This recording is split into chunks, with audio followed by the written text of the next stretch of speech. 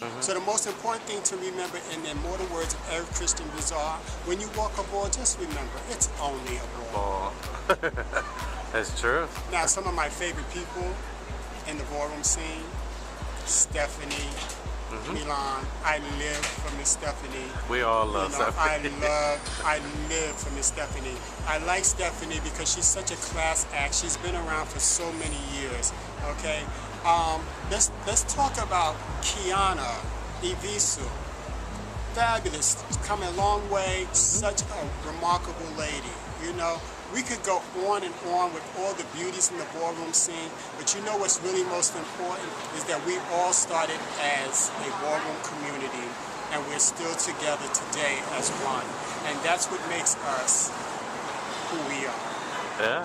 You know, and I can't begin to thank you enough for having the Lunar Show to give people a forum to actually say, wow, I can turn on YouTube or I can go to this and I can learn something about the history of the ballroom scene. You know, the House of Chanel's been around for more than 35 years. Yeah. You know, and not to That was one of the first houses I heard about when I first came out. Well, if you really think about it, when balls started, there was only the House of La Beja, the House of the Prix, and then the House of Princess. You know, there were smaller houses, and then the House of Chanel came along, and then after the House of Chanel, then it came the House of Ebony, and then the other houses started to follow. But if you really think about the history of ballrooms, from the 1980s to this present day, the only house from the 80s that started in the newer generation, not excluding La Beja and Dupree, is Chanel. Chanel is the only house that's still reigning, still shining, and still giving the kids what they want. And also the House of Ebony. You know, so those two houses are two houses that you may not always agree with what goes on in those houses, but you have to respect the legacy of those houses, because those houses have given you a blueprint of something that you can actually look forward to. And a lot of times people don't learn the ballroom history. And when you don't learn the ballroom history, you have no history. Because a mind is like a parachute. It only works when it's open. So open your mind and find out why you're joining a house. Don't just join a house because your girlfriend's in it. Don't just join a house because you're having someone in the house. Don't just join a house because they got good weed. You know, join a house because it's going to give you structure for the real world. Houses are based on structuring you for the real world. Teaching you how to get a job, teaching you how to go to school, helping you to get, you know, yourself together. And at the end of the day, if you're not doing that and all you're doing is putting kids in your house so that your house can win a trophy, what kind of parent are you? It just doesn't work like that. It's true. You know, stand for something or fall for anything. I don't know what else to tell you. You're one of those people that I could sit here for hours listening to you, because you know, you've been in the scene for so long. I know you have a whole bunch of stories and you have a lot of wisdom, and that's why, you know, I love you, because the way you speak is from the heart, and I could feel that. Yeah, I try to keep it real. People don't know me. And because they don't know me, they'll go by what their friends say. They'll be at a function and their girlfriend says, oh, that's all Chanel. She's so shady. So then when they see me and I say, hi, baby, they'll say, because they want to give me the shade because they think I'm going to give them the shade. But what they don't realize is that my circle of friends are very small. But if I allow you into my circle, oh my God, you're going to reap so many benefits, you know. And the thing about me is I'm just no nonsense. If you're going to walk a ball, read the flyer. And my new thing is, if you're going to write a flyer for your ball, don't change it at the ball. Because a lot of people have been writing flyers and doing categories, and then when you read the flyer and you're judging according, it changes. Oh, don't worry about that little technicality. It's not a little technicality, because this child went out and did everything that you wanted them to for the category, and your good Judy came and she got on a pair of jeans and a t-shirt, and you're letting her win over the child who put her costume together. Yeah, it's just not right. You know, let's call a spade, and let's start doing things the way it should be done. Lead by example. If you're a mother and a father, lead by example. If you're a person who's in a house, no matter what your house goes through, stay in your house. All this house hopping and house hopping and house hopping, where did that come from? Once you leave a house, you're out. Parents, start being parents again. Give your kids a reason to want to stay. You know, if you give them a reason to want to stay, they'll never want to leave. How many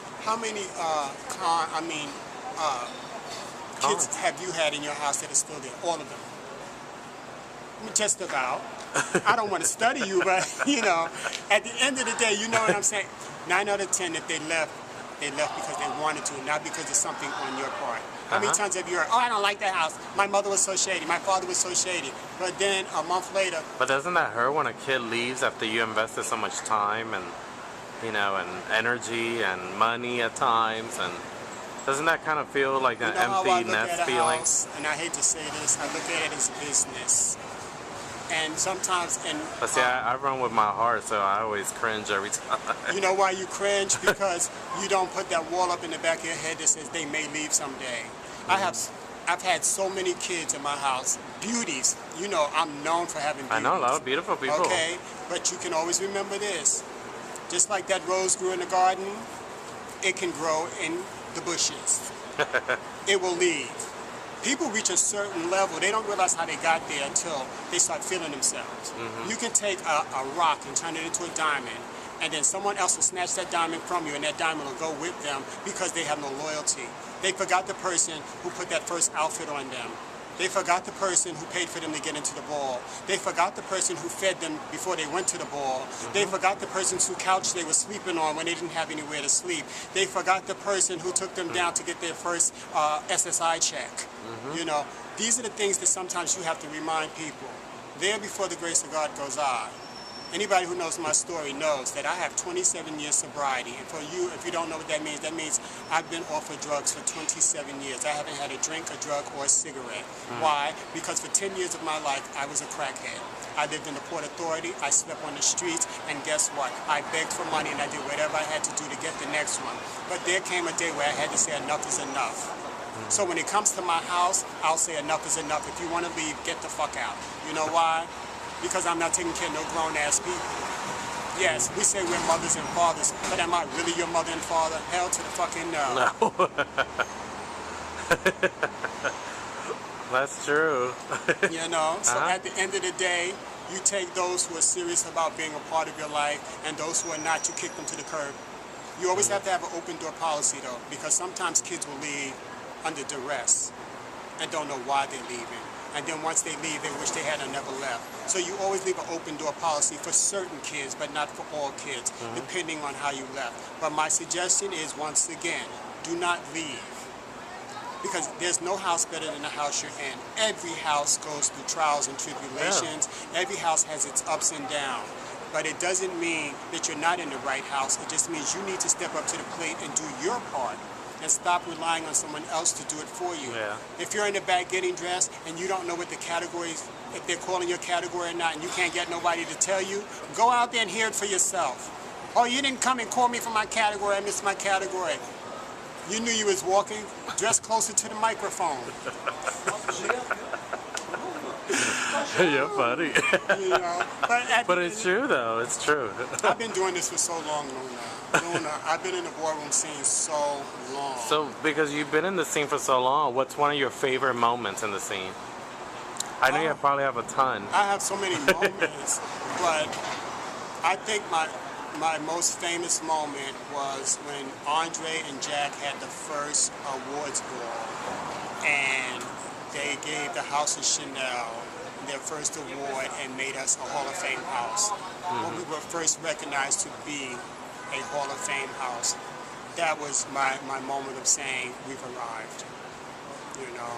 And with that, it just told me that, you know, it's inevitable that this house is going to continue to rise. And to this day, we're still rising, you know.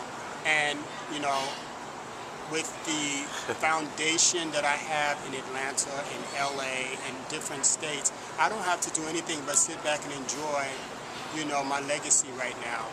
You know, I don't delegate anything, I don't say anything, but my mothers and fathers of each chapter, they call me, they let me know what's going on, they keep me abrupt, and that's enough for me, because I'm at that point in life now where my focus is just on my business. But I love everybody, you know. And as far as me judging a ball, yeah, I'm very selective about who balls I will judge, because they have this new thing where if they don't like the way you're judging, they'll let the commentator tell you to get up. You know, I've never known a commentator to tell a judge to get up, but that's a new thing of the new generation. So I don't ever want that to happen to me, so I just make sure whoever asks me to judge their ball, that they know I'm going to sit there for the duration, you know. So, I mean, I'd rather you ask me some things that you might want to know about me too. You said so much. You said so much. You have like the famous, Shape Fest balls that you used to do with Oh yeah. Hector. Oh, my brother Hector. I'm going to tell you a quick story. I love Hector down. Hector got mad at me because one year I gave the Shade Fest ball with Rodney Milan. And he was so hurt that I did that I said I would never ever do another Shade Fest ball without Hector Estrabo. So Hector, if you're listening and you're out there, we need to get one more Shade Fest ball in because it started with you and me and it's going to end with you and me. And I love you down. You're my brother to the end. You guys did a few Shape Fests, right? How many? We did exactly 5 Shade Fest balls. Yeah. And we used to do them every other year, which was really, we started at the Mark Ballroom, and then we went from the Mark Ballroom to other venues, and each time we did it, Hector and I really, Hector's the type of person that if he's going to do something, he's going to do it 100%. I know. And he would just go all out for the trophies and, the decorations and stuff. Me, I'm more simple and basic and like, okay, this is cute, we could do this and we could do that. But Hector's really over the top. And I think that the world needs another Shade Fest ball. So if you guys want another Shade Fest ball, let's do it. Do it in New York. Let's make it in New York. Exactly. Do it in New York. Make it happen. There's not many things happening in New York. Do you remember that time you walked? I think it was an awards ball in New York, and you walked for a category called Club Kid Carter. Oh, with the feathers. With the feathers. I